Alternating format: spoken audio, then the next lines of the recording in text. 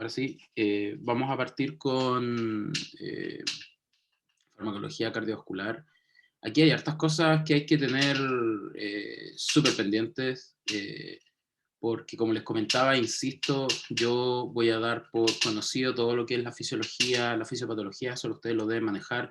Les envié un libro el otro día para que se los debería compartir su compañero Isaac, que es de fisiopatología, y es un libro bastante más simple, yo diría, eh, y de ahí podrían ir repasando conceptos que quizás no fueron aprendidos en su momento, porque como les digo, yo voy a dar por entendido que ustedes conocen, ¿cierto? La fisiología y la patología de lo que vamos a hablar, y por eso estamos hablando de farmacología.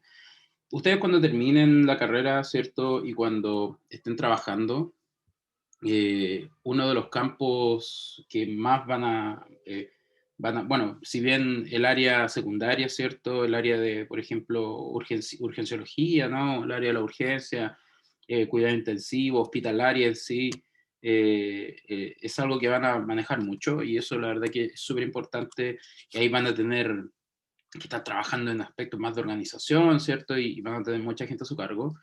Eh, muchas, ¿cierto? Y muchos de ustedes van a pasar también por el área de atención primaria.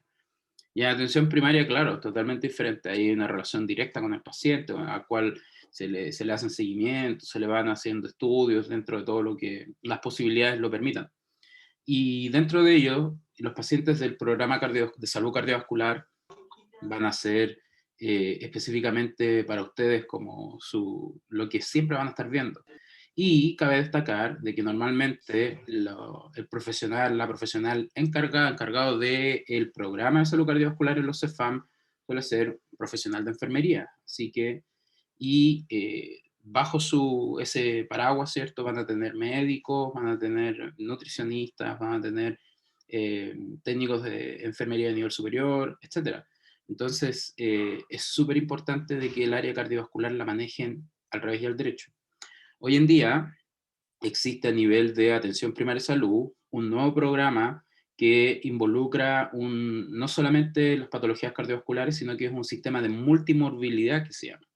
Y este sistema de multimorbilidad lo que permite es asociar, ¿cierto?, diferentes patologías, como lo dice el nombre, multimorbilidad, que de una forma u otra podrían estar afectando a ciertos grupos de pacientes. Entonces, esto, por favor, en serio. Después viene hipolipemia antes, después vamos a hablar de diabetes. Estas tres partes tienen que conocerlas al revés y al derecho, porque ustedes van a estar trabajando de forma directa, en este caso, con los médicos, en específico en atención primaria. A nivel secundario hay más una relación con respecto a la administración de ciertos grupos de fármacos, porque ahí se van a dar cuenta que en atención secundaria ustedes van a tener, por ejemplo, pacientes hospitalizados en cuidado intensivo, ¿cierto? En UCI, donde normalmente las pautas de administración de ciertos fármacos y algunos otros, ¿cierto?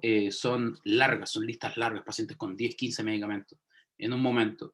Y ustedes tienen que hacer todo el juego del perfil de administración, el control, todos los procedimientos de atención de enfermería que están relacionados con eso. Mientras que en APS es una relación más directa con el paciente, donde ustedes controlan eso y ustedes tienen como dicen por ahí, al toro agarrado de las astas. Entonces, por eso les digo que es súper importante. Bueno, vamos a partir con esto, vamos a hablar al principio de algunos conceptos, cosas generales que quiero que más o menos también vayan quedando claras. Y, por supuesto, después vamos a hablar netamente de fármacos antihipertensivos. Dentro de la clase también venían vasodilatadores, antianginosos, antiarrítmicos. Y no me quise meter mucho con eso, si es que gustan les puedo mandar igual la clase completa para que la tengan a modo de lectura para ustedes, porque yo sé que igual les puede importar un montón, pero a nivel del manejo de los antihipertensivos es esencial que conozcan las familias, lo que hacen, ¿cierto? Sus particularidades, cómo reaccionan con respecto a la patología, ¿ok? Así que eso no lo tienen que perder de vista. Entonces partamos, ¿cierto? Bueno, primero, para entender un poco el tema de los antihipertensivos, hay que saber, y creo que todo el mundo aquí lo tiene súper claro, de que la hipertensión, ¿cierto? Es una enfermedad cardiovascular, si no es la más común, ¿cierto? Es la que está dentro de los top, por decirlo así. Y es un altísimo factor de riesgo para otros tipos de enfermedades que se desembocan cuando un paciente tiene una hipertensión maltratada, que se llama, ¿cierto? Que está mal compensada. Y creo que en ese aspecto todo el mundo sabe a qué se refiere cuando hay una hipertensión maltratada, ¿cierto? O mal, en este caso, eh, mal cuidada, por decirlo así. Entonces, resulta de que si bien las guías clínicas del Ministerio de Salud definen protocolos, que los vamos a ver acá, protocolos de tratamiento, de forma general, por decirlo así, de con cuáles fármacos se podría iniciar, etcétera, etcétera, con cuáles se podría continuar, cuáles cambiar en caso de, etcétera, etcétera. Toda la terapia a nivel del tratamiento de la hipertensión es individualizada, ¿ok? O sea, cada paciente es un mundo en ese aspecto y se les tienen que ir valorando siempre los factores de riesgo asociados. ¿Qué es lo que sucede? De que normalmente ustedes, por ejemplo, cuando vean pacientes, ya sean atención primaria, secundaria, pacientes que tengan hipertensión arterial, lo más probable es de que vayan a tener algunas otras patologías de riesgo asociadas. Entonces, eso siempre hay que tenerlo en cuenta. O sea, va a ser muy raro que probablemente tenga un paciente que solo sea hipertenso. O sea, lo más probable es que también vaya a ser diabético, que tenga hipercolesterolemia, hipertrigliceridemia, diabético, ¿cierto? Que tenga artrosis, que tenga alguna patología, qué sé yo, que esté dentro de otro programa, ¿me entienden? Hay un sinfín de otras morbilidades, ¿cierto? Que podrían estar interviniendo. Pero si nos vamos directamente al tema de la hipertensión, resulta de que nosotros si generamos un modelo celular, esto que está aquí una célula, por decirlo así, una célula de músculo vascular, podemos observar de que hay un sinfín de rutas y vías por las cuales nosotros podríamos actuar para poder controlar la presión arterial. Y dentro de ellas hay algunas que les sonarán conocidas, ¿cierto? Como por ejemplo los canales, de una forma u otra, los canales de ciertos iones, como el calcio, ¿cierto? El potasio, y ya después encontramos receptores específicos para algunos fármacos de los cuales vamos a comenzar a hablar el día de hoy, como en este caso inhibidores, ¿cierto? De algunas enzimas, ¿cierto? Antagonistas de algunos receptores, y por supuesto algunos otros fármacos que de una forma u otra, independiente que interactúen con un canal, con un, con un receptor, con una enzima, lo que van a estar haciendo es generar esta dualidad que va de la contracción a la relajación muscular, ¿cierto? En el músculo vascular, lo cual de una forma u otra va a traer beneficios, ¿cierto? Para el paciente que tiene la tensión arterial extremadamente elevada. Entonces, se dan cuenta que hay muchas vías por las cuales nosotros podemos atacar al fin y al cabo los procesos de hipertensión. ¿Okay? Bueno, para ir generalizando un poco, esto yo creo que también lo conocen, ¿cierto? Los grados de hipertensión, cómo se valoran, al fin y al cabo, cuáles son los números, ¿cierto? Sobre todo de valores de presión arterial en pacientes mayores de 18 años. La guía clínica siempre refiere de 15 para arriba, pero fíjense, podemos tener, sabemos, estos como son patrones como bastante estándares, ¿ok? Porque a veces en algunos centros se suele definir diferente este tipo de patrones, pero esto es como la generalidad, ¿no? Que una presión elevada de 130 a 139 sistólica, diastólica 85-89, y ya después la hipertensión se va a ir definiendo dependiendo de ciertos valores. Esto es como sacado de la literatura, aquí se habla de hipertensión leve, moderada, grave, muy grave, pero hoy en día existen conceptos como hipertensión esencial, hipertensión primaria, etcétera, y esas son definidas más ya a nivel de las guías clínicas que nuestro mismo país entrega para el tratamiento, ¿cierto? Y control de esta patología. Entonces, si se dan cuenta, los valores pueden llegar hasta hasta números altísimos. Pacientes que tienen por ejemplo, valores de este tipo suelen estar con politerapia y suelen estar también probablemente tratando algunas otras patologías de riesgo y estas pueden traer mayores consecuencias, ¿cierto? Como, qué sé yo, algunos problemas de fisura aórtica, etcétera. O sea, hay cosas que son mucho más graves o desencadenar a problemas como insuficiencia cardíaca y un sinfín de otros tipos de patologías o fallas, ¿cierto? A nivel cardíaca, renal, que podrían traer muchos más problemas. Si nos vamos por el tema epidemiológico, que es súper importante, como les decía, todo esto es como muy por encima que se los quiero nombrar. Eh, el tema de por qué la hipertensión arterial es tan compleja es porque es una suma, ¿cierto?, de diferentes tipos de procesos que de una forma u otra podrían estar formando parte de estos factores de riesgo, como para la producción de, por ejemplo, enfermedad cerebrovascular y la enfermedad coronaria. Entonces hay porcentajes que ya están bastante elevados, ¿cierto? Y en nuestro país, la primera causa de muerte es la enfermedad isquémica, seguida de esta enfermedad cerebrovascular. Entonces estamos hablando de que la hipertensión por sí sola, si bien es importante como controlar, siempre hay que tener en cuenta, y ustedes van a tener que siempre tener en cuenta, cuáles son los otros factores de riesgo que van a tener sus pacientes ahí.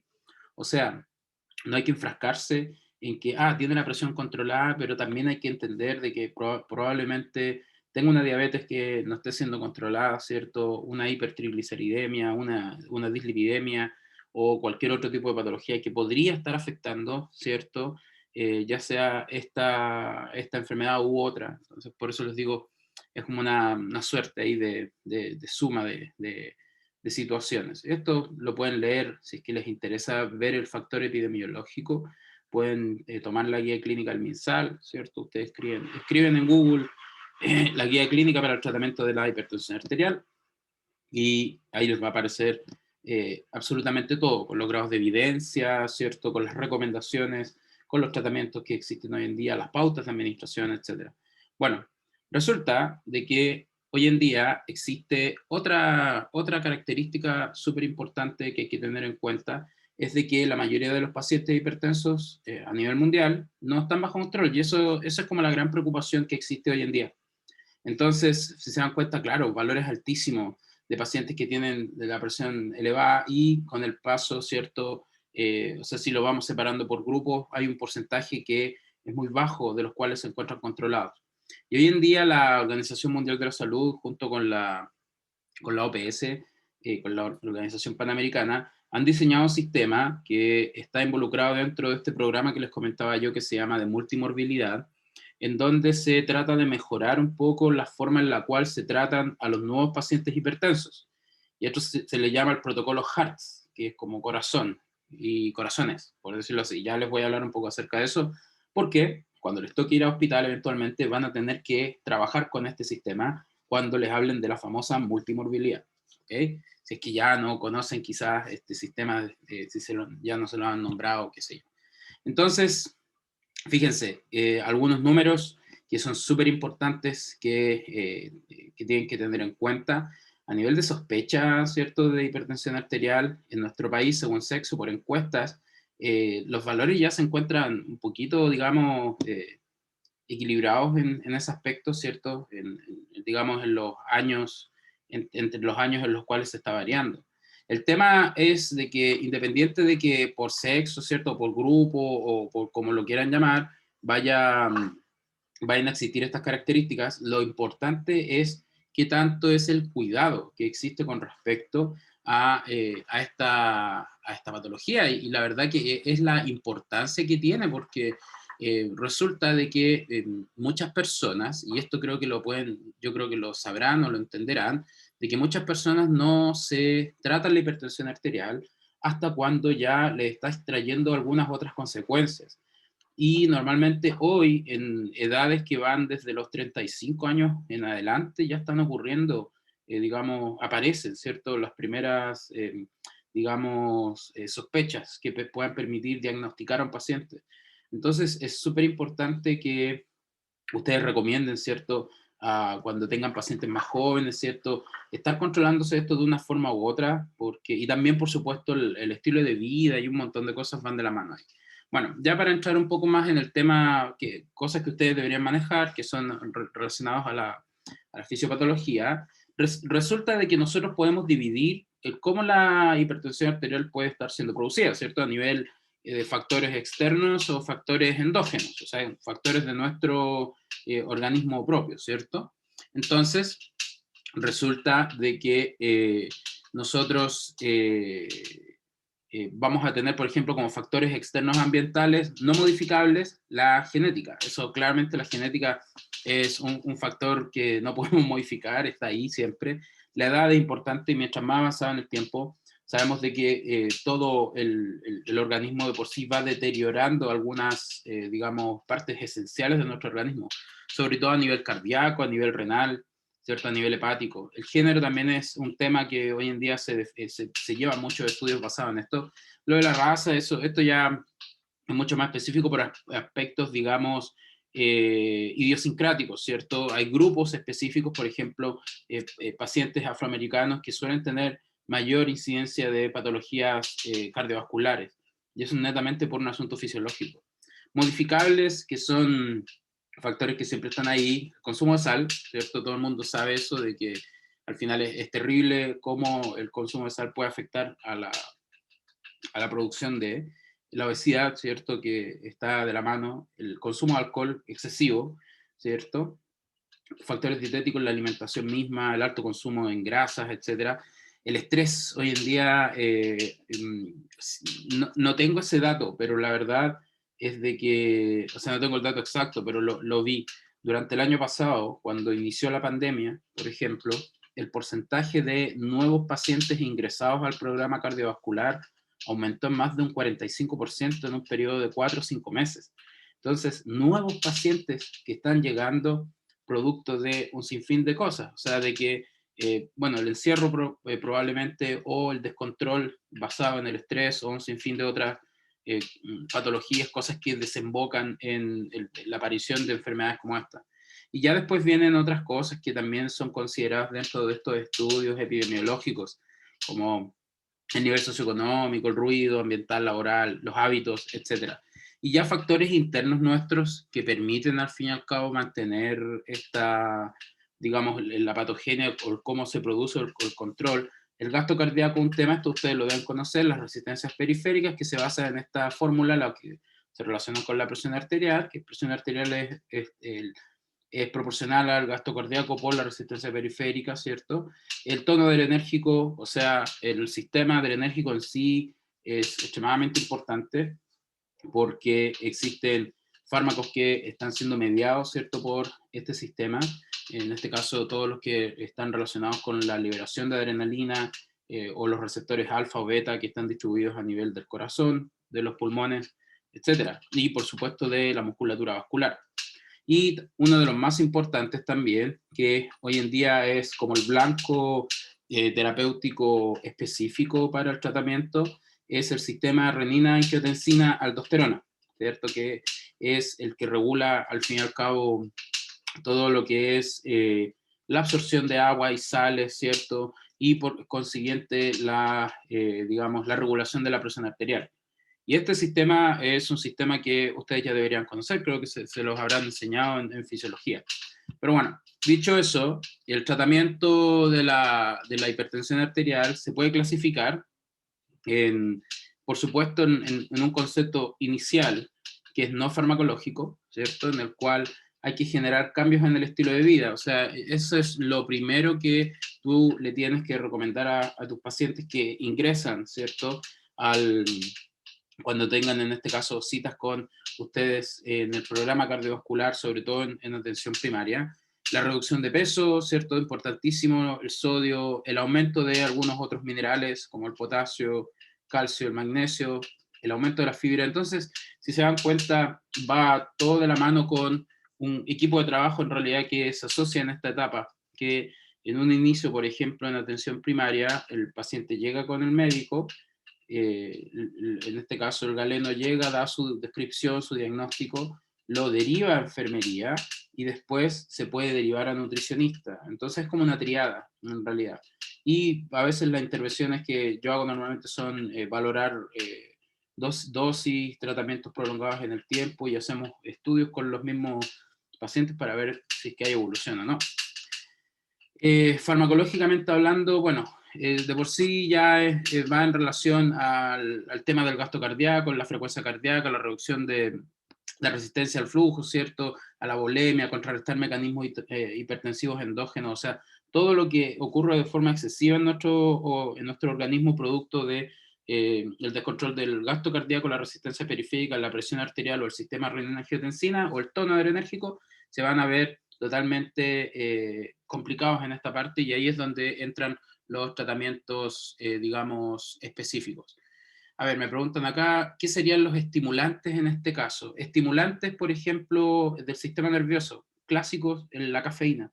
El consumo excesivo de cafeína o de bebidas, hoy en día el consumo de bebidas energéticas es terrible, o sea, el consumo de bebidas energéticas ha aumentado de forma exponencial, y resulta de que muchas de estas tienen un alto contenido en cafeína y las consumen cada vez personas más jóvenes. Entonces, estas personas que, por ejemplo, están entre sus 20 años, que consumen demasiada cafeína y bebidas energéticas, cuando incluso para personas jóvenes, es peor para personas jóvenes porque después te van a traer más consecuencias. El tema, si bien nuestro organismo está capacitado para poder metabolizar cualquier tipo de sustancias, resulta de que el sistema nervioso funciona con un sistema de memoria. Entonces va acondicionándose dependiendo de la cantidad de sustancias que se le vayan entregando. Entonces eso también se asocia a los altos factores de estrés que existen hoy en día, a los altos factores de hipertensión juvenil que existen, ¿cierto? Y también por la misma mezcla. Resistencia al flujo, normalmente el valor es Paula. ¿Y qué tiene que ver con la resistencia periférica? Entonces, al fin y al cabo, sí, la cafeína es un tema. O sea, no estoy diciendo que no consumo cafeína, sino que no de forma excesiva. O sea, yo conozco gente que se tomaba 8 expresos en un día y eso está mal, pues, eso no se debería hacer. Te puedes tomar un café, ¿cierto? Y tratar de mantener un poco esa lógica o orden. El tema es de que, claro, siempre hay que pensar de que, por ejemplo, un paciente que se le diagnostica hipertensión arterial ya es un paciente que probablemente tenga otros factores de riesgo, y esas son cosas que hay que ir controlando. Entonces, por eso les digo que mucho ojo en ese aspecto, y no les digo que no consuman bebidas energéticas, si les gustan, pues háganlo, pero no de forma excesiva, y no las mezclen con alcohol, porque no tiene ningún sentido. El alcohol de por sí no deberían mezclarlo con bebidas azucaradas. Eso se los dejo ahí. Yo sé que va en contra de cualquier tipo de lógica que normalmente se usa hoy en día, porque la gente suele mezclarlas con bebidas azucaradas. ¿Por qué? Porque al fin y al cabo eso genera mucho más daño de lo que hace la bebida alcohólica sola. Entonces, ahí da para pensar, ¿ya? Eso. Profe, una consulta, ¿cuándo se diagnostica una persona? ¿Cuándo se dice que la persona es hipertensa? ¿Cuando siempre tiene la presión alta? ¿O Sí, cuando? mira, normalmente existen varios mecanismos para poder diagnosticar a una persona que tenga hipertensión. Hoy en día, lo que se suele hacer, el paciente, por ejemplo, imagínate, vas con tú, ponte en una situación, tú te sientes un poco mal, ¿cierto? Estás con dolores de cabeza, sientes que tienes palpitaciones, se te sube no sé, tienes, ¿cómo se llama? Estos como enrojecimientos, ¿cierto? Ruborizaciones, etcétera, y un montón de factores. Vas al médico y lo que vas a hacer, lo que te van a hacer inicialmente es medirte la presión, la primera presión arterial, y el médico lo que va a hacer es mandarte a hacer una marcha para poder valorar cómo se está comportando tu presión arterial durante la semana, y te la van a hacer ir a medir 3 veces a la semana, en la mañana y en la tarde. Lunes, por ejemplo, lunes, miércoles y viernes. Y al ver esa marcha, ellos sacan un promedio. Y basado en ese promedio, ellos después lo que pueden mandar a hacerte es un electrocardiograma para poder asegurarte con ese otro examen de que efectivamente hay algún tipo de descontrol en ese aspecto, y si es que ese promedio se mantiene por sobre un valor, que sería en este caso por sobre 140,90, ya te declaran como hipertensión esencial, o sea, como con una hipertensión esencial primaria. Y el tratamiento inicial normalmente suele ser lo que te tratan de recomendar es cambiar un poco el estilo de vida, ¿cierto? Y comenzar con el tratamiento inicial con algún fármaco dentro de las familias que ya vamos a comentar.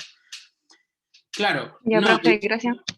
a ver, es que ¿sabes lo que pasa? El holter normalmente te lo mandan a hacer cuando el paciente ya es hipertenso, y el holter ayuda también a predecir problemas en el ritmo cardíaco, ¿ok? Entonces, por ejemplo, claro, si bien el holter ¿qué es lo que hace? Ver cómo es el comportamiento de la presión arterial durante el día, y te lo van viendo por horas. Entonces, lo que hace después el médico es ver en qué periodos del día estás teniendo alzas o disminuciones de presión arterial, dependiendo del comportamiento, dependiendo de tu exposición al estrés, dependiendo del efecto de los fármacos, dependiendo de varias cosas. Entonces, en base a eso, te permiten, claro, definir el tipo de potencial otra hipertensión que puedas tener, o algún otro factor que pueda estar afectando digamos, la producción de esta misma. Eh, pero claro, el holter no se lo hacen a todo el mundo. El holter normalmente se manda a hacer en casos súper específicos. Pero para poder declarar normalmente un paciente también es igual como con la diabetes. con la diabetes necesitan por lo menos el paciente tener 4 características, ¿cierto? Que sería el índice de masa corporal, que sería la presión arterial y que sería, por supuesto, ¿cómo se llama? El tema de los lípidos que se ve por análisis bioquímicos. Entonces, basado en eso, al paciente se le diagnostica ahí y empieza con el tratamiento. A ver, yo era de la Cruz Roja y nos mandaron a La Tirana. Atendimos a una señora que tenía como 200, esa mujer no sé cómo está viva, pero bueno. Y ella decía que eso para ella era normal, que fue donde nosotros, cuando se sintió un poco mareada, no, ya. Aquí hay varios factores muy interesantes que comentar al respecto de eso, porque hay un fenómeno que no sé si lo habrán escuchado, que se llama el fenómeno o el síndrome de la bata blanca, que normalmente los pacientes suelen alterarse, suelen ponerse muy ansiosos al momento de ver ya sea algo relacionado con médicos, ¿cierto? Con salud, y se estresan mucho, y la presión se les va a las nubes. Entonces, por eso de ahí viene la lógica de que cuando llegas a un lugar y te tienes que hacer una toma de presión arterial, te dicen, oye, descanse por lo menos por 15 minutos, etcétera. Y eso, la verdad, que influye mucho en los valores. ¿Qué pasa cuando una persona está con ese tipo de valores constantes? Ahí es cuando entra la lógica de hacer un holter. Otro tema también es la altura. La altura, si bien La Tirana está está mucho más altura, ¿cierto?, de lo que es en este caso Iquique, porque La Tirana pertenece a esa región, eh, la altura también afecta mucho los valores de presión arterial. Y eso ustedes lo saben porque normalmente en altura se requiere mayor, en este caso, consumo de oxígeno. Entonces, el nivel de oxigenación va a ir de la mano completamente con la musculatura y, por supuesto, con el gasto cardíaco y el flujo de sangre. Entonces, eso responde directamente a eso. Y ahí es donde cambian un poco estos valores. ¿Qué es lo que ocurre? De que sobre todo en personas, yo creo que a alguien le ha pasado que ha ido a altura, genera hasta como hipoxia, ¿cierto? Que al final te quedas sin aire y eso de una forma u otra afecta la remodelación cardíaca y a largo plazo puede afectarte. Entonces, ¿qué es lo que hacen, por ejemplo, las compañías mineras? Suelen hacer tratamientos con cámaras, en este caso de modificación de presión, ¿cierto? Y en las cuales pueden ir controlando un poquito este tema de situaciones que de una u otra forma esos valores que parecieran ser raros, en muchos casos ciertas personas sí son valores de tensión elevadas, pero están basadas bajo un concepto de, digamos, de localización.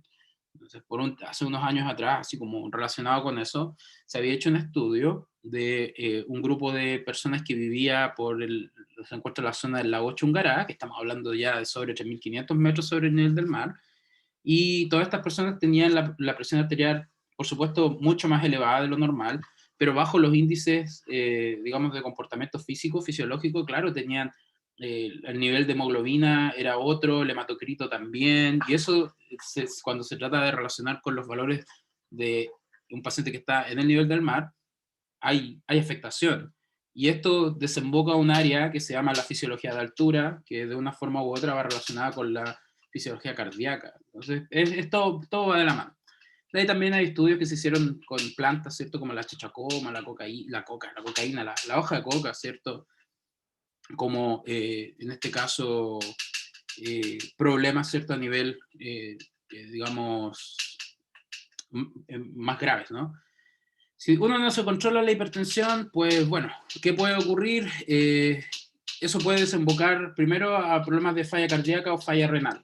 ¿Por qué? Porque hay que pensar de que la hipertensión no solamente es como el tema de la presión, uno dice, la presión simplemente, pero resulta de que el músculo cardíaco empieza a trabajar más de lo que debería, entonces el gasto de oxígeno va a ser mucho mayor, va a requerir más fuerza, entonces al fin y al cabo el músculo cardíaco ya va a necesitar de más fuerza y más potencia. Entonces, el corazón va a llegar a un punto en el cual ya no va a dar más, va a haber cardiomodelación, va a aumentar quizás el tamaño, y eso al fin y al cabo podría traer problemas de falla cardíaca, ¿cierto? Problemas de insuficiencia cardíaca, lo cual, y después, por supuesto, una falla renal, porque todo el sistema de control de presión, de producción en este caso, que controla la presión arterial, va de la mano con el sistema renal. Entonces, eh, es esencial que una persona que sabe que tiene los valores elevados se controle. Es un tema muy que hoy en día uno habla con la gente y sobre todo el adulto mayor o los adultos, ciertos pacientes sobre 40 años dicen que no, estoy muy joven para estar tomando medicamentos, inmediatamente se frustran porque les dicen que tienen que comenzar con un tratamiento que al fin y al cabo les puede solucionar un montón de problemas con respecto a su estilo de vida, ¿no? Pero bueno, eso la verdad que es importante dejarlo claro. Bueno, para ir avanzando rápidamente, ¿cómo se clasifican los fármacos antihipertensivos? Existen un montón, existen muchas familias, ¿ok? Si bien acá hay un montón de nombres, yo por supuesto no los vamos a ver todos. Aquí podemos observar que hay fármacos diuréticos, ¿cierto? Que estimulan la diuresis. A través de la diuresis uno también puede controlar la presión arterial. Por otro lado están los bloqueantes de la transmisión adrenérgica, ¿cierto? Fármacos que actúan sobre el sistema simpático, como los beta bloqueadores. Esos son los que vamos a ver nosotros. Quizás también vamos a nombrar los alfa y beta bloqueantes, y estos de acá abajo no, en particular no los vamos a analizar en esta clase. Por otro lado vamos a ver los antagonistas del calcio, que actúan sobre los canales del calcio, que estos son muy utilizados en APS, en atención secundaria. Vasodilatadores periféricos no los vamos a analizar en esta ocasión, pero existen un sinfín de fármacos que pueden ser utilizados en combinación, y estos normalmente son administrados por el especialista en el hospital cuando los tratamientos iniciales a nivel de atención primaria no son efectivos. Entonces, por eso les digo, es como más de un control de especialista. Inhibidores de la actividad angiotensínica, estos sí, ustedes los van a ver mucho. Pacientes que estén con los IECAS, que se llaman, que son los inhibidores de la enzima convertidora de angiotensina, como el caso particular del enalapril, ¿cierto? El enalapril, todo el mundo lo ha escuchado. Y por otro lado están los antagonistas de los receptores de angiotensina 2, AT1, que encontramos dentro de ellos al losartán, que es como el más común. Estos dos son los que se encuentran específicamente en atención primaria y en atención secundaria. Ya todos los demás que aparecen acá, estos nombres que son muy parecidos, son prácticamente utilizados a nivel de especialidad. Entonces, cuando, por ejemplo, los pacientes no cumplen las metas que se solicitan, por ejemplo, o que se esperan a nivel de atención primaria, son derivados a atención secundaria con el especialista, y ya el cardiólogo, ¿cierto?, va a valorar si es que los tratamientos que está teniendo van a requerir de la adición de nuevos tratamientos o cambio, o en este caso otros tipos de análisis que puedan permitir el mejorar el control o ver patologías que se encuentran asociadas ya a estas hipertensiones que no han sido bien tratadas. Se dan cuenta, todo esto es una suma de situaciones que en realidad pueden estar afectando a estos pacientes. Y por supuesto encontramos otros compuestos que no los vamos a analizar tampoco, como hipotensores de acción central, que también son vistos específicamente por especialistas a nivel hospitalario. Ustedes lo que sí van a ver mucho son el uso de diuréticos, el uso de bloqueantes, de beta bloqueadores, antagonistas del calcio, y estos que están acá, que son los inhibidores de la actividad de la angiotensina. O sea, el sistema renal, ustedes lo tienen que conocer al revés y al derecho.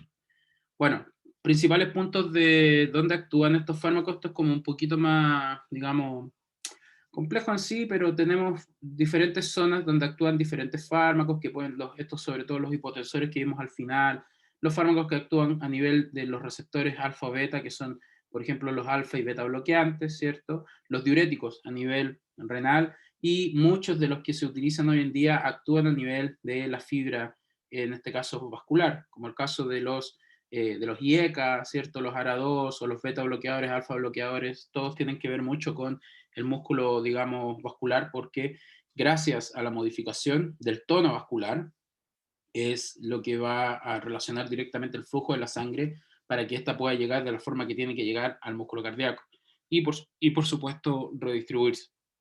Entonces vamos a ir hablando de los fármacos antihipertensivos.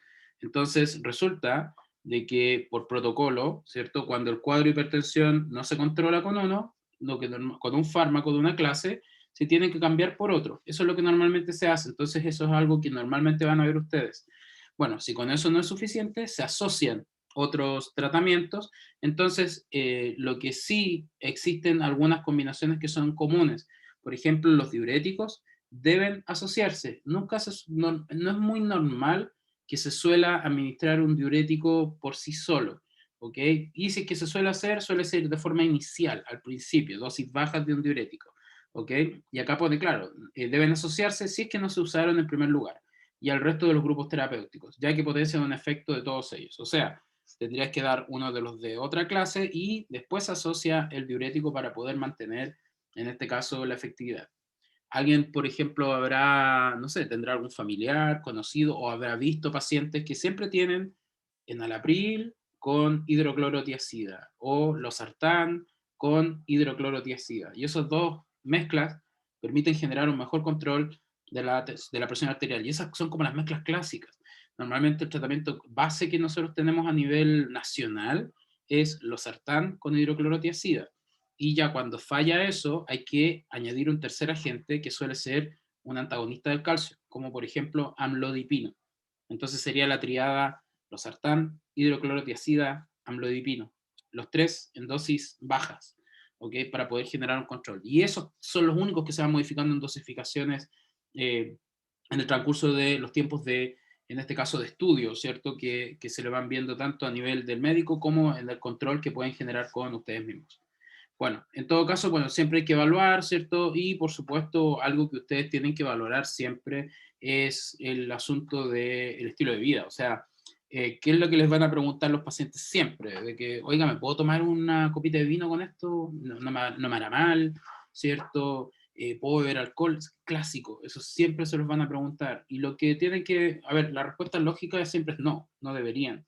Pero bueno, la gente siempre lo hace igual, pero es importante dejar claro de que muchos de estos fármacos no suelen interaccionar de forma extremadamente agresiva con el alcohol. En algunos casos, en el caso de fármacos para el control de la diabetes, ahí ya hay un poquito más de preocupación, pero de todas formas el consumo de alcohol no debería ser exagerado, ¿ok? O sea, existen hoy en día pautas que definen que el consumo de una cerveza o una copa de vino diaria son beneficiosas y de hecho generan cardioprotección. Entonces, se justifica un poco en ese aspecto.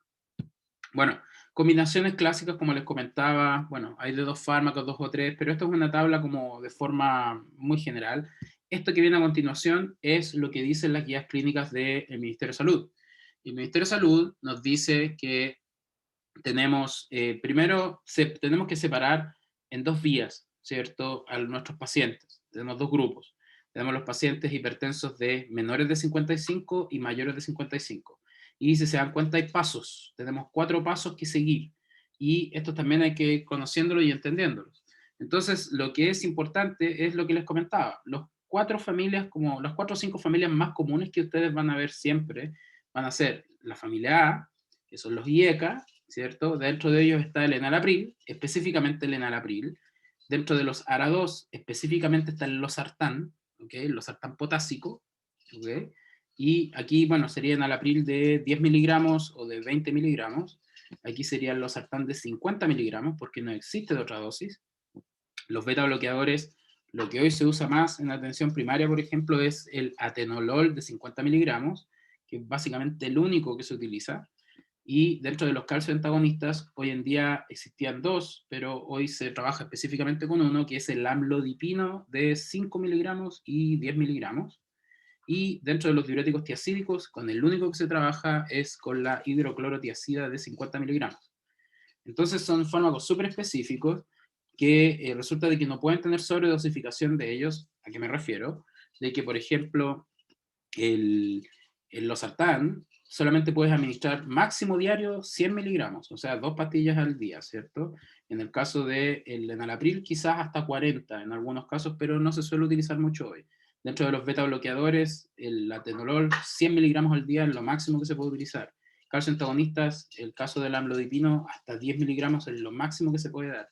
Y en los tiacídicos, hasta 50 miligramos de hidroclorotiazida es lo máximo. Entonces, ¿qué es lo que se suele hacer con estos? En el caso de la hidroclorotiazida, se parte con la mitad, con 25, y cuando el paciente no responde, se suele ir aumentando la dosis, bueno, de 25 a 50 y ya está.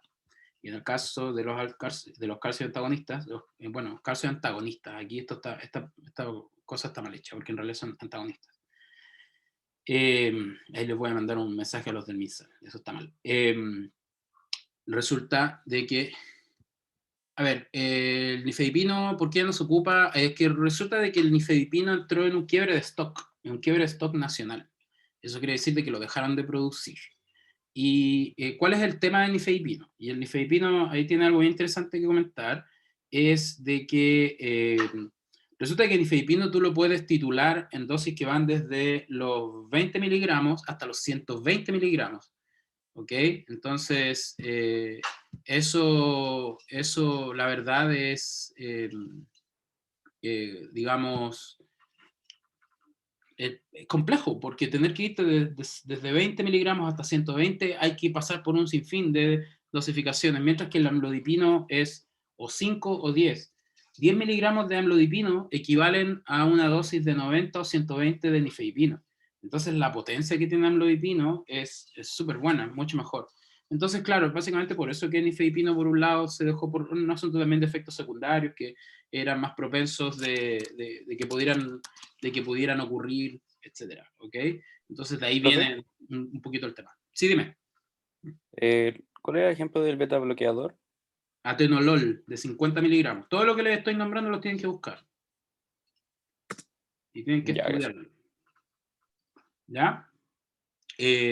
Entonces, claro, por ahí va un poco el tema en este caso, del nifedipino, ¿ok? Para que lo tengan claro. En algunos lugares lo van a seguir utilizando porque probablemente hay stock, pero hoy en día lo que dicen los nuevos protocolos de tratamiento no es como muy, digamos, común su uso, por decirlo así, ¿ok? O sea, está siendo descontinuado, se está haciendo esta transición de nifedipino a amlodipino, ¿ok? Así que no sé si quedó claro ahí, Paula.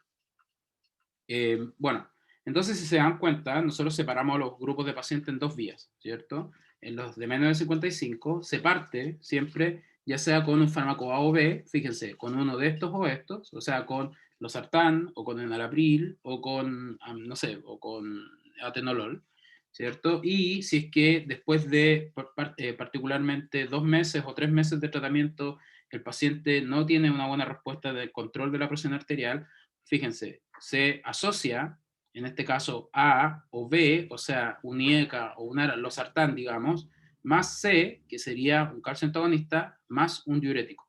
O, perdón, un diurético. Entonces, ¿se dan cuenta? Entonces aquí sería asociar 1 más 2, el A más C o D. Lo que normalmente se suele asociar, que ustedes lo van a ver en todos lados, va a ser el losartán, el A con un D. Eso es lo más común, es la asociación clásica. Y la que viene después de cuando no hay un buen control es, en este caso, asociar un tercer fármaco, que sería, por ejemplo, un calcio antagonista, que sería, digamos, losartán, amlodipino y la hidroclorotiazida. Pero este esquema, ya, súper buena pregunta. Justo vamos a entrar ahora a hablar de estos inhibidores. Pero el captopril en particular ya no se usa como para el tratamiento prolongado de la presión arterial, sino que se usa más para el tratamiento de urgencia de crisis hipertensivas. Entonces, por ejemplo, los pacientes que suelen llegar a urgencias, al SAPU, al SAR, al hospital, etcétera, para controlar rápidamente la presión, lo que suelen hacer es administrarles 12,5 miligramos o 25 miligramos sublingual para poder disminuir rápidamente la presión arterial. Entonces, por eso captopril se ha dejado de utilizar como un tratamiento prolongado en el tiempo. Aparte también porque genera algunos efectos adversos que no son muy agradables para la persona que los toma y el rango de disminución de presión se controla mucho mejor con el enalapril dentro de esa familia de fármacos. Pero captopril sigue estando ahí, pero se usa de formas muy específicas, ¿ok? O sea, va a ser muy extraño que vean a un médico en APS por lo menos dando captopril como tratamiento crónico. Normalmente suele dar enalapril y el captopril es cuando a veces llega el paciente con una crisis hipertensiva de urgencia y ahí se le suele administrar. Es básicamente eso. Entonces, si se dan cuenta, si el paciente yo lo tengo con los 3 medicamentos y no funciona, se deriva. Y ya el especialista lo que va a hacer es añadir otro fármaco. Otro diurético, que lo que suelen añadir normalmente suele ser furosemida o espironolactona, y de esa forma junto con hidroclorotiazida queda asociado todo el grupo de fármacos de forma muy particular. Aquí hay un tema que viene descrito en esta pequeña barrita acá abajo, de que la combinación de B y D, que son los beta bloqueadores junto con los diuréticos tiazídicos, se asocia a una mayor incidencia de diabetes en comparación con los otros fármacos. Entonces, mucho ojo ahí, porque esto yo siempre se los digo a todo el mundo, de que cuando vean pacientes que son diabéticos y a la vez hipertensos, vean de que los fármacos que le están dando no sean altas dosis de beta bloqueadores o diuréticos tiazídicos, porque tienden a producir hiperglicemia. Entonces, eso hace de que los tratamientos para el tratamiento de la diabetes fallen en algunos casos, y los pacientes se tienden a descompensar. Entonces, lo lógico es siempre, particularmente, partir con estos, con los IECA o los ARA. ¿Por qué? Porque aparte de eso son nefroprotectores, protegen los riñones, sobre todo para un paciente diabético. Entonces, a veces, pacientes que son diagnosticados como diabéticos, se les suelen dar estos fármacos, no porque son hipertensos, sino que por el efecto nefroprotector que tienen estos fármacos. ¿Se dan cuenta? O sea, se usan algunas cosas con otros fines. ¿Ya? Este esquema es como lo general. Esto es lo que normalmente se suele utilizar en el sistema de atención, digamos, de salud, en el sistema de salud, digamos, específico, ¿no? Pero bueno, lo importante es tener en claro de que existen varias alternativas. Que disculpe que justo me estaba escribiendo una compañera de ustedes que se va a tener que ir, pero bueno, no pasa nada. Bueno, entonces ahora vamos a partir hablando por familias. Entonces los primeros de los cuales vamos a comentar son los inhibidores de la enzima convertidora de angiotensina, ¿cierto? Que son conocidos como IECA, y estos son principalmente unos fármacos que actúan sobre un sistema que ustedes lo deberían conocer, que es el sistema renina-angiotensina, que es una ruta, ¿cierto? Y creo que lo habrán escuchado, y creo que se los pregunté el otro día, si es que habían visto esto en algún momento. Me habían dicho que sí, ¿cierto? Probablemente sí, pero no se acuerdan. Profe, pero muy a lo lejos.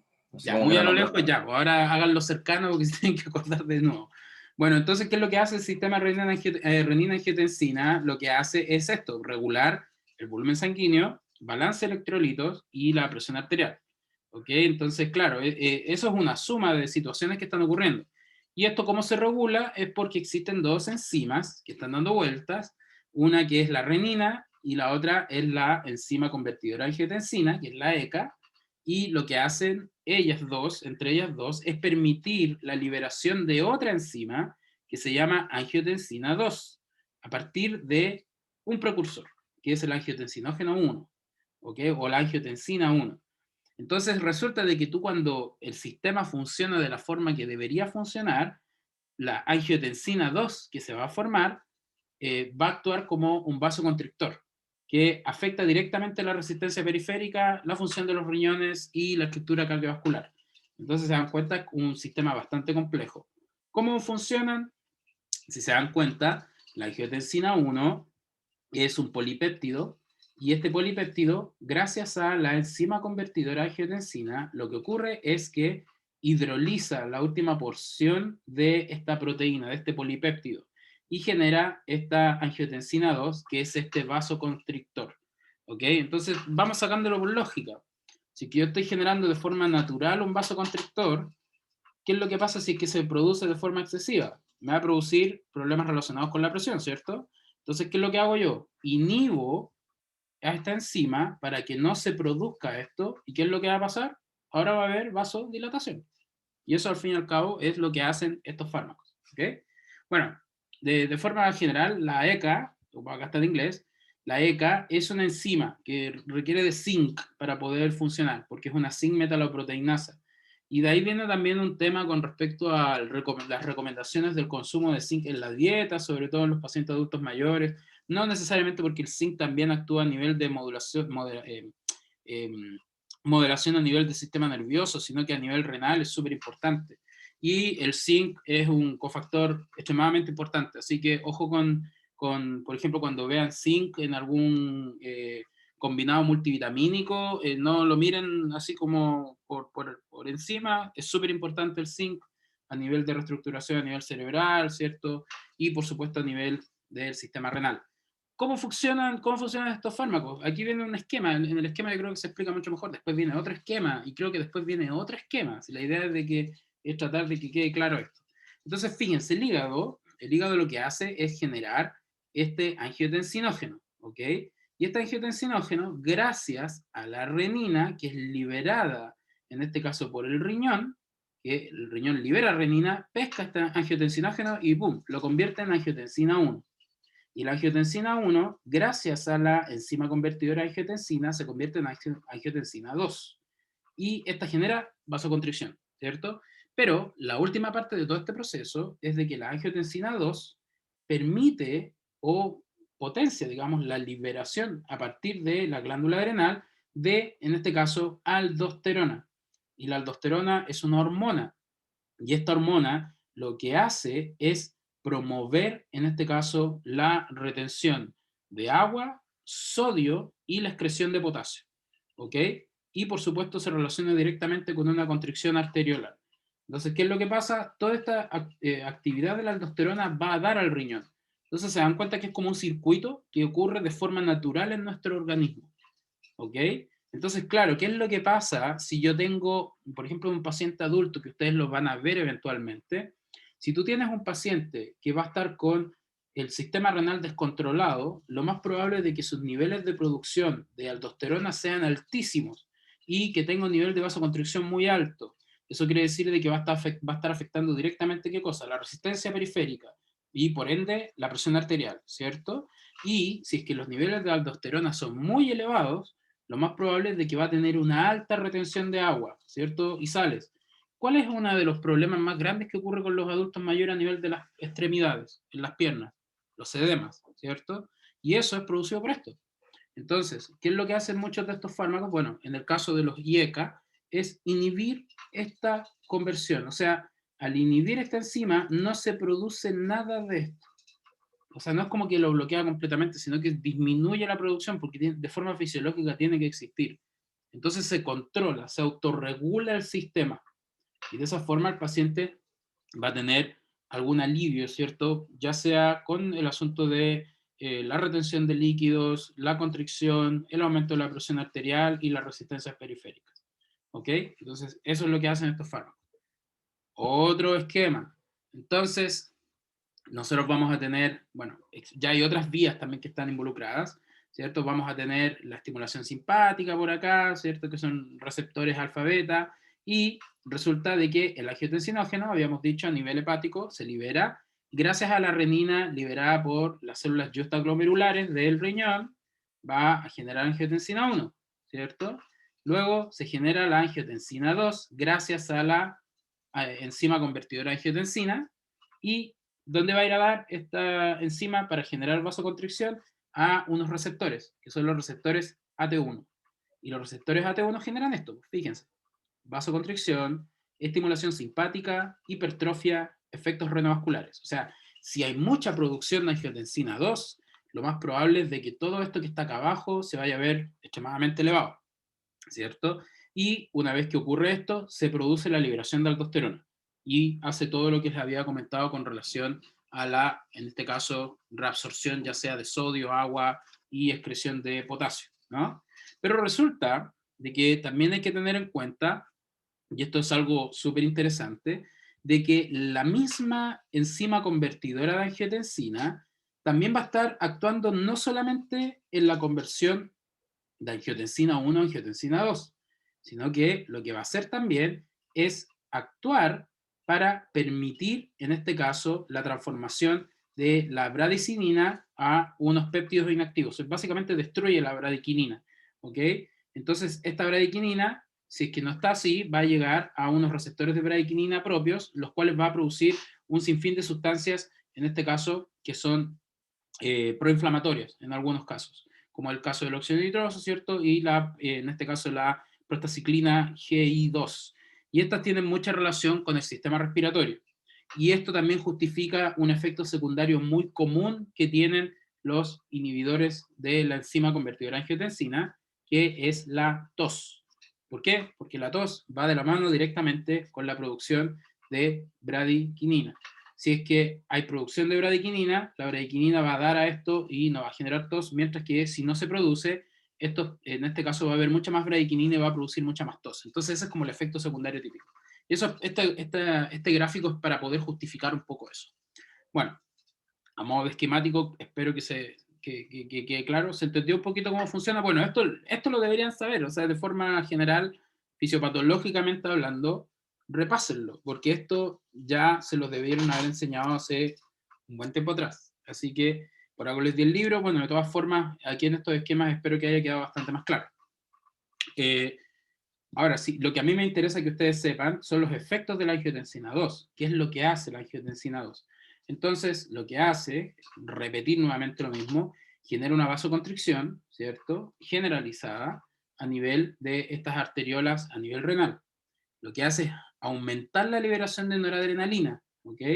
Y la noradrenalina, ¿cierto? Lo que puede llegar a hacer es potenciar la vasoconstricción, ¿sí? Y todas las acciones a nivel del corazón, ¿sí? Y por otro lado, permiten el aumento de la reabsorción de sodio, por acción directa sobre, en este caso, habíamos dicho, la secreción de aldosterona. Y por supuesto esta acción sobre el túbulo contorneado, que es la última porción de la nefrona, que es parte de la porción estructural del riñón, ¿cierto? Y el crecimiento celular en el ventrículo izquierdo y en la pared arterial. Entonces se dan cuenta que la aldosterona, o sea, perdón, la angiotensina 2 tiene un valor bastante importante dentro de todo esto. Pregunta que me hacen acá, ¿la hipertensión puede ser hereditaria o tiene que ver solo con el estilo de vida? Las dos. Hoy en día los factores genéticos están predisponiendo mucho a que personas puedan tener historial familiar de hipertensión. De hecho, siempre cuando se hacen, por ejemplo, el EMPA, ¿cierto? El EMPAM para el adulto mayor, se suele preguntar si es que tiene antecedentes familiares de hipertensión. ¿Por qué? Porque suele existir un factor genético hoy en día, está bien descrito. Pero lo que más lo produce, por supuesto, es el mal estilo de vida. O sea, personas que ya con el paso de los años no se van cuidando y al final acaban generando este tipo de problemas. Pero sí, las dos van un poquillo ahí de la mano. Así que tienen que cuidarse, ¿no?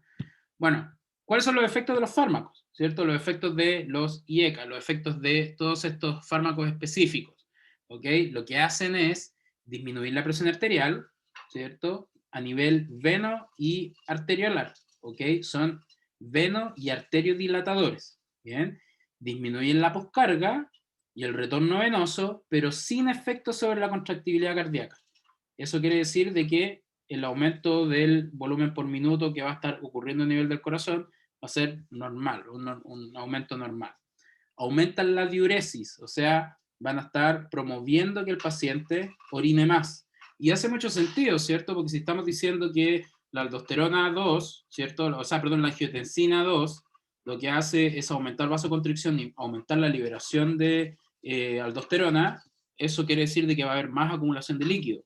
Mientras que estos fármacos lo que hacen es promover lo contrario, de que la persona orine y pueda bajar la presión a través de la orina, ¿cierto? Bueno, interfieren con la aterogénesis y son nefroprotectores, lo que les comentaba, generan protección a todos los pacientes que tienen diabetes, sobre todo en las nefropatías diabéticas o hipertensivas. Entonces, de ahí viene la lógica de que siempre se suelen utilizar estos fármacos de forma muy, muy, muy prolongada, ¿ok? Porque son muy buenos nefroprotectores, sobre todo para pacientes diabéticos. La mayoría de los estudios no encuentra diferencias en utilizar dosis altas o bajas, y eso tampoco tiene mucho que ver hoy en día porque, en particular, la dosis elevada de enalapril, con suerte llega hasta los 40 miligramos, pero no se suele utilizar esa dosis porque se prefiere utilizar los fármacos de la otra familia, que ya los vamos a nombrar, que hacen básicamente lo mismo, pero son diferentes donde actúan. Y no existen diferencias en su eficacia clínica, pero sí en cuanto al perfil farmacocinético y de los diferentes tipos de fármacos que hay. O sea, hay una batería súper amplia de estos derivados, pero como les decía, a nivel clínico solamente se usa el enalapril y el captopril en casos de crisis hipertensivas, que su utilización por vía sublingual hace que se pueda llevar a un mejor alivio, digamos, del proceso de forma más rápida. ¿Bien? Bueno, diferencias farmacocinéticas que existen entre estos fármacos específicamente, bueno, son por temas de potencia, las dosis específicamente, y la mayor parte, y esto es súper importante, actúan como profármacos y que precisan de una activación previa para que estos puedan funcionar. Y hay dos excepciones que no necesitan activación porque no son profármacos, que son captopril y lisinopril. De ahí también viene una justificación de por qué captopril funciona más rápido, ¿ok? Porque resulta de que todos los demás, el grupo ya sea donde se encuentra en alapril de por sí es, digamos, un profármaco del fármaco en sí, porque entra en el enalapril al organismo ¿ok? Y se metaboliza basado en esta lógica que, como es un profármaco, este enalapril entra al cuerpo y se hidroliza en el hígado y libera el enalaprilat. Y el enalaprilat es el fármaco que en sí genera el efecto. ¿Cómo? Bueno, la enzima convertidora de angiotensina tiene una forma, requiere de zinc, y lo que hace el enalaprilat es posicionarse ahí y genera algunas uniones intermoleculares que al fin y al cabo permiten la actividad del fármaco. Entonces, por eso todos estos fármacos se consideran profármacos en sí, ¿ok? Para poder llegar a generar el efecto que en este caso requieren. Los únicos que no son profármacos, repito, captopril y lisinopril, mientras que el resto son todos profármacos. Entonces, esos que ven ustedes de enalapril maleato, que vienen en las cajitas, es el profármaco del enalaprilat. Eso es lo que realmente genera la actividad. Bueno, farmacocinéticamente, todas estas familias se eliminan a nivel renal, ¿ok? Entonces, ¿qué es lo que pasa? Si, como se usa mucho el riñón para estos pacientes, si que existen problemas como la insuficiencia renal, hay que ajustar la dosis. Tiene sentido, ¿no? O sea, si tú tienes un paciente que está muy con bastantes problemas renales, no le vas a seguir dando la misma dosis elevada. Entonces ahí es donde ustedes tienen que tener tienen que valorar, por ejemplo, a los pacientes con sus exámenes, cuando vayan viendo de que su función renal se mantiene, en este caso, que se está alterando, ustedes pueden, en este caso, notificar al médico tratante y decirle, ¿sabe qué? Mire, está teniendo problemas a nivel del filtrado glomerular, a nivel de la filtración, etcétera, etcétera, o de las concentraciones de algunos iones, para poder, en este caso, recomendar que disminuyan la dosis, se la ajusten, etc. Y lo que se suele hacer, bueno, reducir al fin y al cabo las dosis iniciales del IECA en pacientes con niveles elevados de renina. Y esto suele ocurrir mucho en pacientes con insuficiencia cardíaca. Y, bueno, en este caso se usan otros tratamientos asociados al IECA para poder, en este caso, controlar la insuficiencia cardíaca específicamente, como por ejemplo un beta bloqueador. Se suelen asociar bastantes a este tipo de, en este caso, fármacos, como el caso del carvedilol. No sé si lo han escuchado. El carvedilol se suele asociar mucho al enalapril para pacientes que tienen, por ejemplo, insuficiencia cardíaca. Farmacocinéticamente no quiero entrar en mucho detalle porque enalapril aquí es nuestra cabeza de serie, tiene una biodisponibilidad de un 60%, eso quiere decir que una dosis, un 60% de ella llega a ese tope de biodisponibilidad, tiene un metabolito que es el enalaprilat, que sabemos que es el activo, ¿cierto? Y lo que nos interesa a nosotros saber es el tiempo de duración, hasta un día de actividad tiene el fármaco en el organismo. Entonces, por eso es bastante efectivo. Mientras que, claro, si bien todos los demás pueden tener las mismas características, el sistema de salud en nuestro país no permite que existan más alternativas. ¿Por qué? Porque una alternativa sola ya permite un control de la presión arterial bastante, digamos, más rápido, o sea, digamos, bastante complementativo, ¿ok? Mientras que la gran diferencia entre el enalapril y el captopril, fíjense, es el tiempo en el cual inicia la actividad.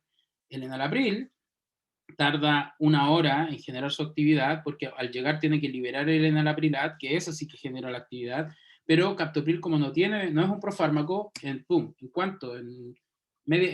15 minutos ya está generando el efecto que debería estar generando. Entonces, por eso es que normalmente se suele utilizar por vía de administración sublingual. ¿Ok? Bueno, efectos adversos de estos fármacos, lo que les decía, la tos seca es, fíjense, o sea, no es un efecto terrible, o sea, no es un efecto que sea imposibilitante, pero hay muchas personas que en realidad se lo pasan muy mal por eso. Y en este caso, después de los primeros 6 meses de tratamiento, empieza a aparecer esta tos recurrente, una tos seca. Y la verdad que los pacientes dicen que les molesta mucho, y de ahí viene un poco el asunto de que se suele cambiar a la otra familia de fármacos que vamos a ver a continuación de estos. El otro de los efectos comunes, el mareo, la hipotensión, después de la primera dosis, o cuando se están utilizando en conjunto con algunos otros diuréticos. Hace mucho sentido porque resulta de que si tú tienes un paciente que tiene la presión arterial extremadamente elevada, el cuerpo ya está acostumbrado, ¿cierto?, a ese condicionamiento de tener una presión arterial elevada.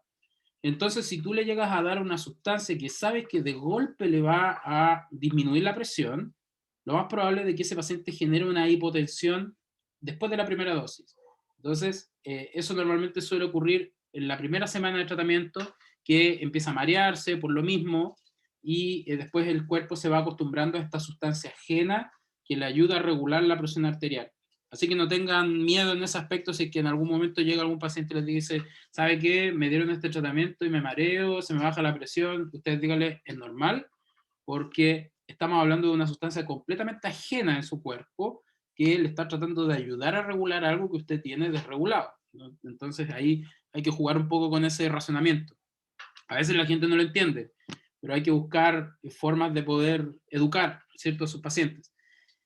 Este efecto que está acá, yo creo que es el más importante, que es un deterioro de la función renal acompañado por una hiperpotasemia, que quiere decir de que lo que hace, ¿se acuerdan lo que hace la aldosterona una vez que se libera la angiotensina 2? Aumenta la retención de sodio y agua y la excreción de potasio. Mientras que este fármaco hace lo contrario, aumenta que tú atrapes más potasio para ti. Entonces genera una hiperpotasemia. Y tener mucho potasio para un paciente que tiene problemas de hipertensión no es bueno, ¿ok? Porque eso puede traer eventualmente accidentes a nivel cardiovascular. Cuando se valora, en este caso, las concentraciones de potasio a nivel de laboratorio, para el parámetro bioquímico, las concentraciones de potasio no deberían superar los 5.5 mil equivalentes por litro. Y eso es lo que normalmente encontramos en los patrones cuando ustedes manden a hacer laboratorio. Cuando manden el perfil renal, ustedes van a encontrar ya sea la relación de albúmina con creatinina, ¿cierto? La creatinina, el BUN, qué sé yo, bueno, concentraciones de ion sodio, ion cloruro, ion potasio, ¿cierto? Y filtración del volumen glomerular y en este caso, ya no me acuerdo qué otros patrones son los que normalmente ustedes pueden solicitar. Y dentro de ellos, estos iones es súper importante que los tengan controlados. Entonces, si ustedes llegaran a ver a un paciente que tiene por sobre el valor que es normal de potasio, inmediatamente le tienen que comentar al médico o consultar al mismo paciente cómo está haciendo su dieta, porque quizás en la misma dieta está consumiendo mayor cantidad de potasio de la que debería. Como por ejemplo, ensaladas muy verdes, ¿cierto? Con espinacas, con manzana verde, con kiwi, con palta, que tienen cantidad, o el plátano mismo, que tienen excesiva cantidad de potasio. Hay que tener mucho cuidado ahí y decirles que esas cosas las traten de tomar en menor cantidad. Entonces, ese tipo de recomendaciones son súper importantes que ustedes las hagan al momento de que, cuando entrevisten a sus pacientes.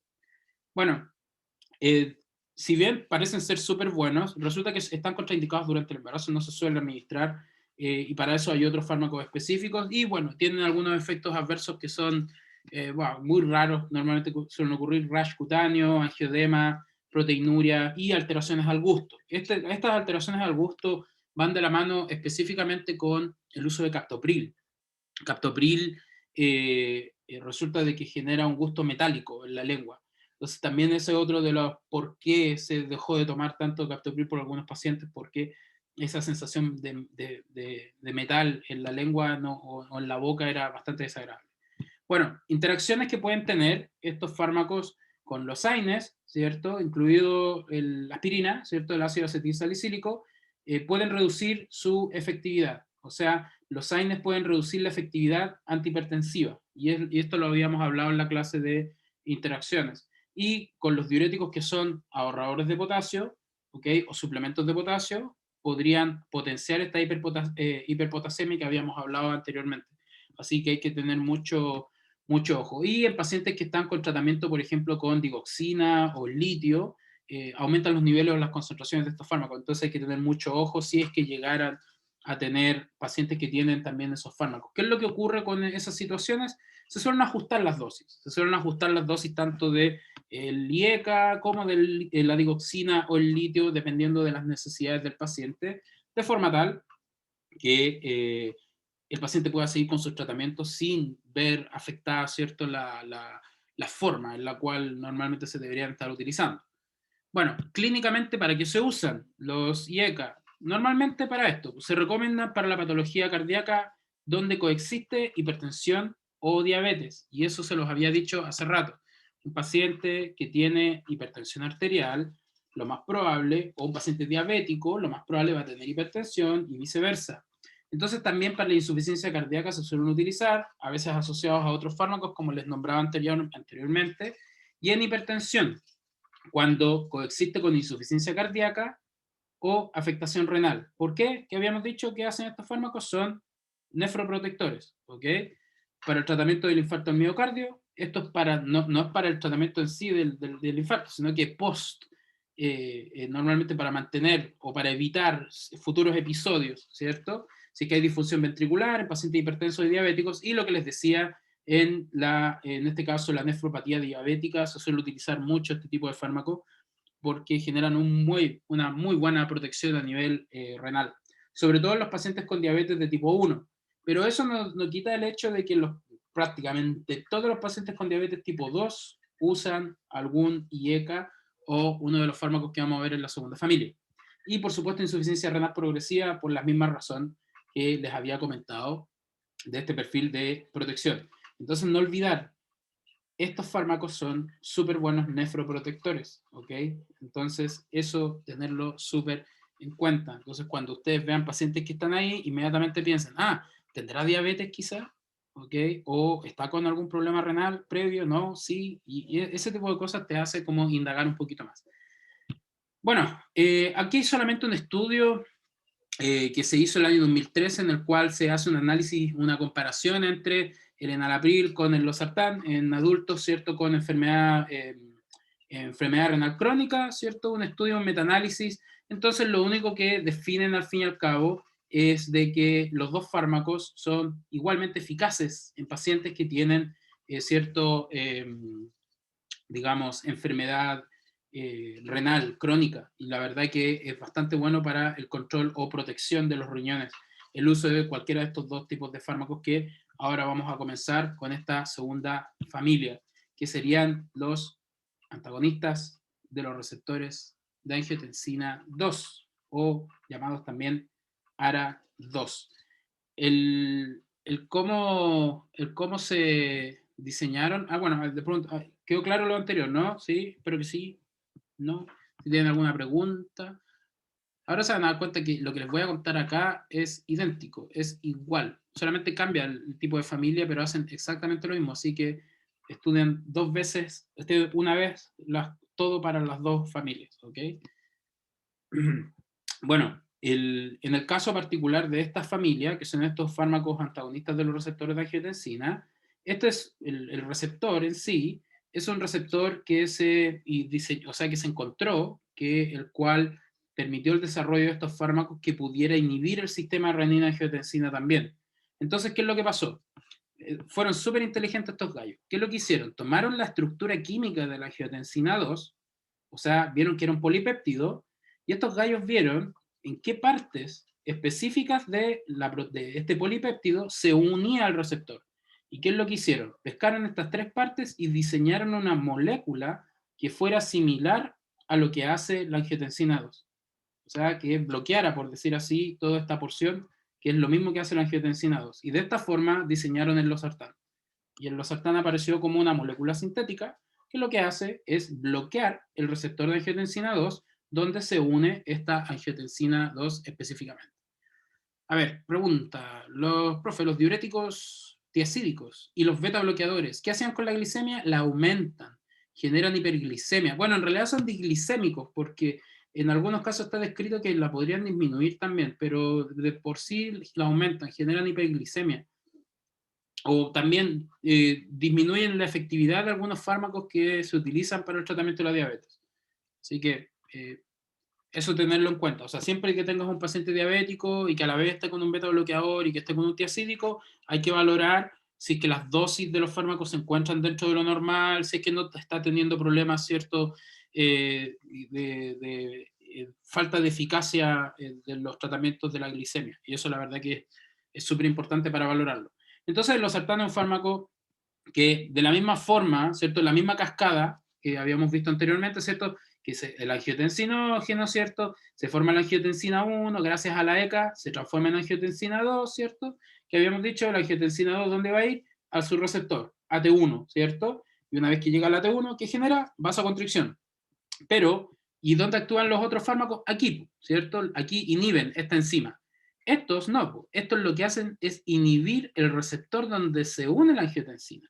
O sea, en esta ruta, la angiotensina sí se forma, ¿ok? Pero se bloquea al fin y al cabo el receptor donde se debería unir. Esa es como la gran diferencia que tienen estos en comparación con los IECA. ¿Bien? Entonces, estos fármacos son antagonistas sintéticos totales, o sea, no peptídicos, ¿cierto?, de administración oral, y que inhiben la mayoría de las acciones de la angiotensina 2, o sea, no generan esta vasoconstricción, al contrario, vasodilatación, hacen exactamente lo mismo que los IECA, por eso les decía. Bueno, resulta que existen afinidades dependiendo del fármaco, esto no vamos a entrar en mucho detalle porque el que más se usa es losartán, y algo buenísimo de esta familia es de que no producen la tos que producen los IECA. Entonces, por eso ustedes cuando clínicamente lo vean, van a ver de que la mayoría de los pacientes van a estar con losartán antes que con enalapril, porque es un fármaco mucho más seguro, no genera estos efectos adversos, la dosis se puede regular mucho mejor, el control en el tiempo es mucho mejor, es nefroprotector igual, etc. ¿Ok? Bueno, tiene una efectividad antihipertensora similar a los IECA, lo mismo que les comentaba, aunque su comienzo de actuación puede ser un poquito más gradual, que se puede ir controlando en el tiempo mucho mejor, de hecho, y puede potenciar la acción antihipertensora de otros fármacos con los cuales se asocia, sobre todo diuréticos, ¿cierto? O, en este caso, beta bloqueadores o antagonistas del calcio. Así que, súper importante igual tenerlo claro. Dentro de farmacocinéticamente hablando, existen un montón de opciones hoy en día, pero la que se sigue usando a nivel de la clínica es el losartán. Pero hay algo súper importante del losartán que tienen que tener en cuenta. El losartán en sí es un fármaco que tiene una vida media muy cortita, que es de 2 horas solamente. Pero resulta de que el losartán, una vez que entra al cuerpo, se metaboliza y genera un metabolito que se llama EXP3174. No me pregunten por qué le pusieron así, pero así se llama. Y ese metabolito aumenta la vida media por aproximadamente 8 horas más. Y eso hace que el fármaco en sí sea mucho más efectivo. O sea, aproximadamente con una vida media de 8 o 9 horas, una dosis podría funcionar, lo cual es genial, porque de esta forma permite la regulación de la dosificación mucho mejor en los pacientes. ¿Ok? O sea, losartán no es un profármaco. Losartán es un fármaco que tiene actividad y uno de sus metabolitos tiene más actividad aún. Entonces, eso es diferente en comparación con los IECA, donde la mayoría son profármacos. O sea, entran como si nada, no sirven para nada, se metabolizan y liberan recién a la sustancia que sí genera el efecto farmacológico. Bueno, efectos adversos, fíjense, exactamente los mismos que los IECA, a diferencia de que no hay tos, ¿ok? Mareo, hipotensión, lo mismo, deterioro de función renal porque generan hiperpotasemia, porque actúan en la misma vía, no hay ninguna cosa diferente. No hay que tomarlo con diuréticos ahorradores de potasio ni suplementos de potasio, contraindicados durante el embarazo, generan efectivamente lo mismo. ¿Y para qué se usan? Son la alternativa a la intolerancia a los IECA. Y de hecho, es lo que les decía, hoy en día clínicamente se prefiere utilizar el losartán. Yo por lo menos veo que el losartán he visto que es lo que más se utiliza.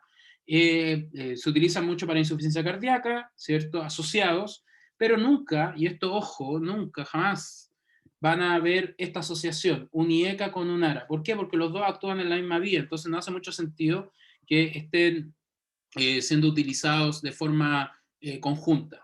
Para la hipertensión, nefroprotector, perdón, el renoprotector, nefroprotector, ¿cierto? Lo mismo, o sea, pacientes que tienen diabetes o principios de diabetes o que están con tratamiento de o que se sospecha que se les suele dar para que genere una protección y eventualmente el paciente no suele tener algún tipo de problema renal, prevención de infarto de la misma forma que los IECA y el tratamiento de la hipertensión portal que es básicamente una consecuencia de una hipertensión maltratada.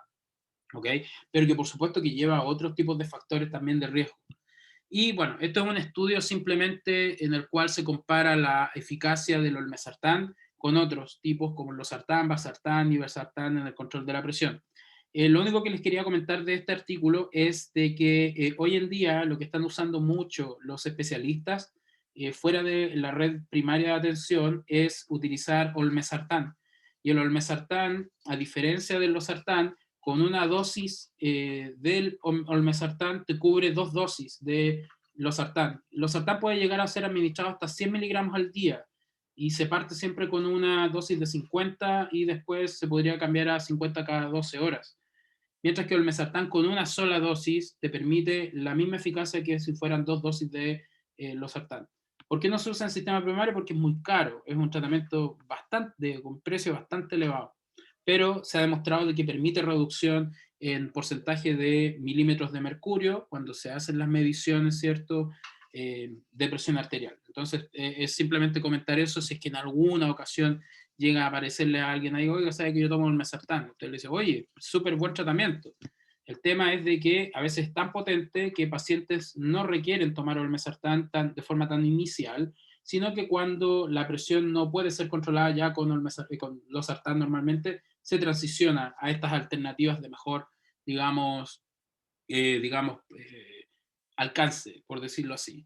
Y ya para ir terminando la clase de hoy, vamos a hablar de una familia muy pequeñita, que son los inhibidores de la renina. ¿Se acuerdan que al principio, cuando parte todo, la renina inicialmente, que se libera a partir de, en este caso, la nefrona, que permite la conversión de la angiotensina 1, o sea, del angiotensinógeno a angiotensina 1, muy al inicio, existe un fármaco específico que se llama Lisquiren, y lo que hace este compuesto es simplemente inhibir, ¿cierto?, en la primera porción, digamos, del sistema renina-angiotensina-aldosterona, y se propuso hace muchos años atrás esta actividad de este compuesto que es 1000 veces más afín que la renina.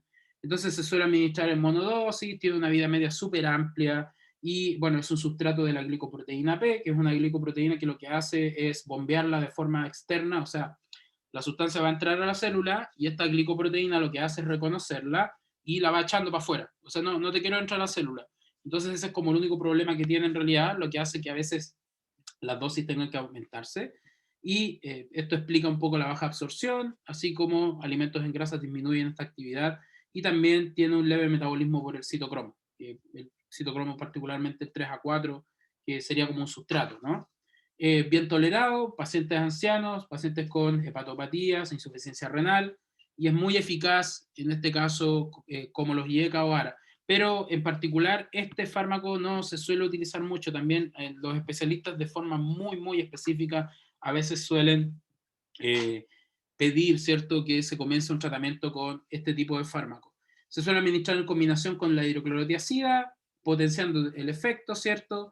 También es renoprotector, genera protección cardiovascular en particular, y bueno, tiene efectos gastrointestinales adversos, ¿cierto? Y pueden producir tos también. ¿Por qué? Porque bloquea desde el inicio la ruta. Eso quiere decir de que la bradiquinina, al fin y al cabo, no va a formar estos péptidos y va a llegar a la producción de la prostaciclina GI2, ¿cierto? Y el óxido nitroso, por lo cual va a producir este efecto. Mientras que los ARA2 no permiten, ¿cierto?, la liberación, en este caso la angiotensina 2, por lo que no generan tos. Entonces por ahí va un poco el tema. Y bueno, las concentraciones plasmáticas se pueden ver aumentadas por fármacos que inhiben la glicoproteína, que es la que interviene en su absorción, y al fin y al cabo, eso al fin y al cabo podría favorecer un poco la actividad de este fármaco. Estos son los nombres solamente porque está dentro de la canasta de tratamientos que existen, pero este va a ser muy raro que lo lleguen a ver. Pero sí, que quede claro el día de hoy lo que hemos visto con respecto a que existe un protocolo general de tratamiento, que lo vamos a rematar con lo que viene después, donde tenemos 4 familias, hoy en día hoy vimos 2, ¿cierto?, que son los IECA en particular, IECA y ARA2, ¿cierto?, para estas rutas, ya sea para pacientes mayores de o menores de, ¿cierto?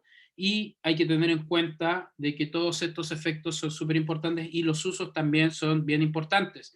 Entonces, fíjense, los IECA, ¿para qué se usan? Esto según la guía clínica del MinSal, para la insuficiencia cardíaca, disfunción ventricular izquierda, infarto o miocardio, nefropatía, diabética, no diabética, por eso se le suele dar también a pacientes no diabéticos, hipertrofia ventricular izquierda, aterosclerosis, proteinuria, oligoalbuminuria, fibrilación auricular y síndrome metabólico. Contraindicaciones absolutas, fíjense, embarazo, angioedema, hipercalemia, pacientes que tienen altas concentraciones de potasio, estenosis bilateral de la arteria renal, tampoco, no se les puede administrar. Y los ARA para lo mismo, acá arriba. O, fíjense, acá abajo, para la tos inducida por los IECA. Embarazo, angioedema, etc. Entonces, ya por lo menos ya vimos parte de el inicio, ¿cierto?, de lo que son, digamos, estos tratamientos. A ver, pregunta, profe, ¿qué familias de fármacos no se administraban para las personas, para los diabéticos? ¿Cuáles eran? No, no es que no se administren, sino que hay que tener ojo con la administración de beta bloqueadores y diuréticos tiacídicos. ¿Ok? ¿Por qué? Porque fíjense, acá mismo en la tablita aparece, fíjense arriba, diuréticos tiacídicos, contraindicaciones relativas, síndrome metabólico, intolerancia a la glucosa. ¿Ok? Y los beta bloqueadores también, relativamente te habla síndrome metabólico, intolerancia a la glucosa. ¿Por qué? De una forma u otra podrían estar interviniendo en la hiperglicemia producida por estos pacientes. Pero no quiere decir que no se les den, solamente hay que controlar las dosis. ¿Bien? Y ya con eso, más o menos, vamos dejando un poco claro. A ver, yo entiendo de que un montón de información, ¿cierto? Puedo suponer que sí. ¿Sí? Bueno, espero que, por favor, si se dieron cuenta, la mitad de la clase fue básicamente hablarles de generalidades antes de los mismos fármacos en sí. Y les pido que vayan repasando, por favor, todo lo que es la fisiopatología, que es súper, súper